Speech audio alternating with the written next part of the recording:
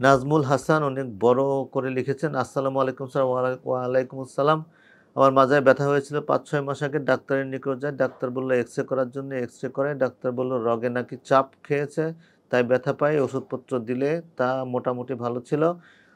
পরে মাসখানেক পর ভারী কাজ করার সময় মাজায় টান পড়ে এবং পিঠে মাজায় জ্বালা-পোড়া ইত্যাদি ইত্যাদি। তো এখন প্রথম কথা হচ্ছে যে শুধুমাত্র এক্স-রে দেখে বোঝার কথা না যে নার্ভে চাপ পড়তেছে বা কিছু, এটা ধারণা করা যায়।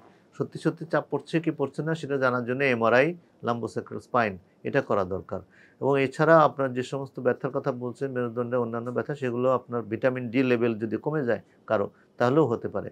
সুতরাং আপনার প্রতি পরামর্শ, একটা লাম্বোসাক্রাল স্পাইনের এমআরআই করুন।